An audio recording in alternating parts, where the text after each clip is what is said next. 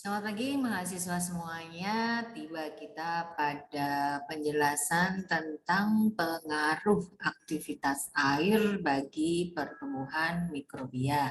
Mungkin kalian bisa melihat lagi materi kuliah di sifat fisik bahan pangan ya, di mana di situ aktivitas air didefinisikan sebagai sejumlah air yang bisa digunakan untuk pertumbuhan mikrobia.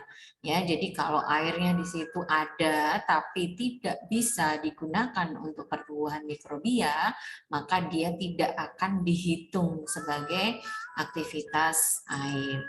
Ya, nah air di dalam bahan pangan itu mempunyai tiga macam bentuk ya, yang mempunyai tiga macam bentuk. Yang pertama itu berada dalam bentuk gas, kemudian yang kedua itu padat, yang ketiga adalah cair.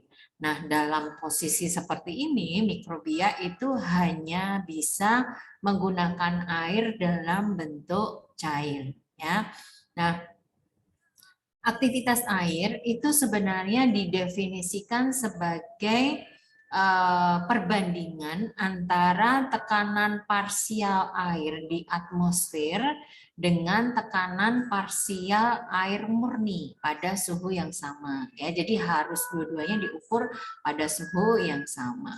Nah, namun pada kenyataannya di dalam bahan pangan ada beberapa komponen yang mempunyai kemampuan untuk mengikat air. Di antaranya adalah gula dan garam. Dan juga beberapa molekul yang bisa terionisasi. Itu juga bisa mengikat air ya, sehingga air tidak bisa lagi tersedia bagi pertumbuhan mikrobia ya.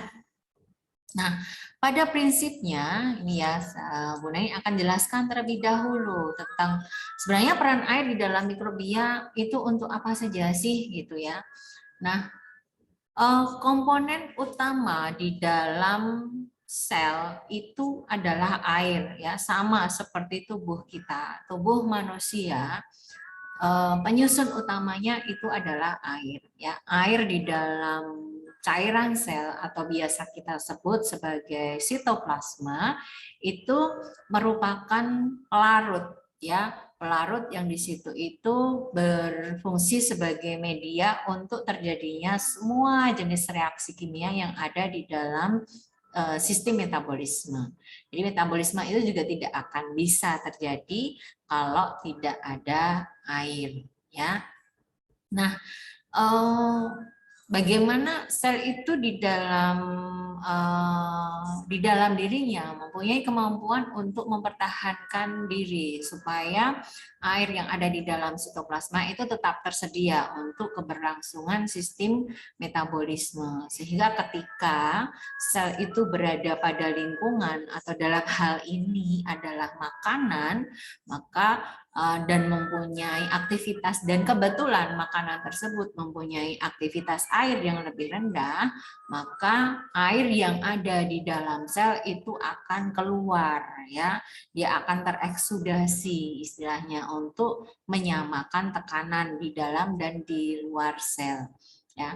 Nah, begitu juga sebaliknya, ketika tekanan air di luar sel itu lebih tinggi daripada di dalam sel, maka air di luar sel juga akan berusaha untuk masuk ke dalam sel.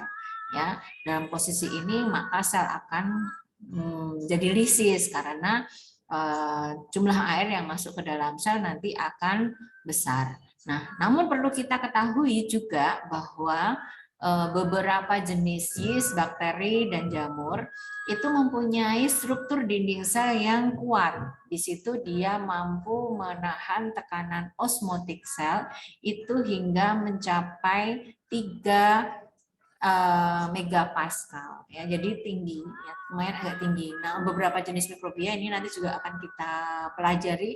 Ini mikrobia yang kayak gini itu tuh masuk kategori apa sih gitu ya. Kemudian juga jika aktivitas air lingkungan turun, maka tekanan osmotiknya akan naik sehingga dinding sel juga tidak akan mampu untuk menahannya ya.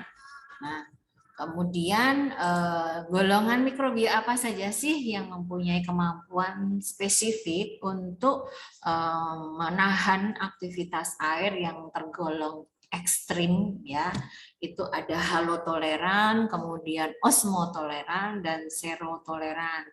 Ya, halotoleran itu adalah golongan mikrobia yang membutuhkan garam dalam proses pertumbuhannya. Ya, ini bisa kita jumpai pada bahan-bahan makanan yang diasin keringkan ya, seperti ikan asin, kemudian terasi, ya dendeng. Kalau dendeng mungkin masuk yang osmotoleran ya, tekanan osmotik tinggi ya. Kemudian tapi dendeng juga ada beberapa di antaranya kan asin ya, sehingga di situ bisa juga halotoleran atau halofil ya. Bedanya apa sih halotoleran sama halofil? Ya kalau halotoleran dia hanya bertoleransi dengan keberadaan garam. Cuman kalau halofil itu dia mutlak butuh garam untuk menunjang pertumbuhannya. Kalau yang halofil tidak ada garam dia mati.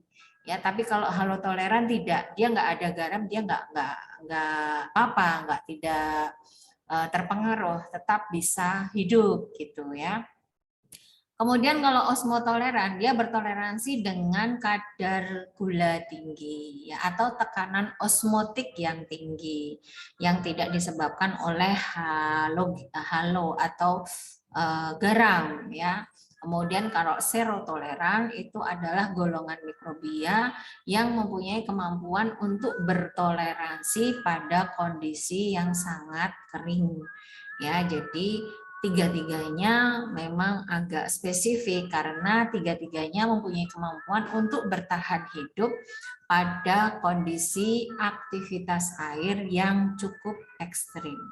Nah, ini adalah penggolongan mikrobia berdasarkan kemampuannya untuk hidup pada aktivitas air tertentu ya. Contohnya di sini adalah bakteri gram negatif.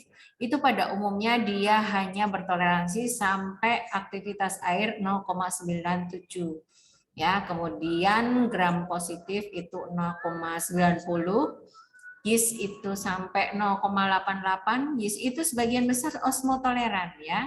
Jadi kalau kalian punya bahan makanan yang tinggi dengan gula, itu bisa dipastikan di situ pasti ada yeastnya. Contohnya adalah madu ya. Madu itu di situ pasti dominannya malah itu justru yeast ya.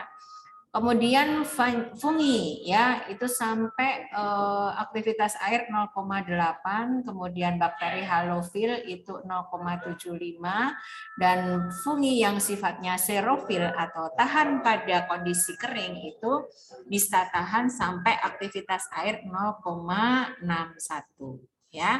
Mungkin itu yang bisa Bu Nani sampaikan untuk seberapa besar sih pengaruh dari aktivitas air terhadap pertumbuhan mikrobia.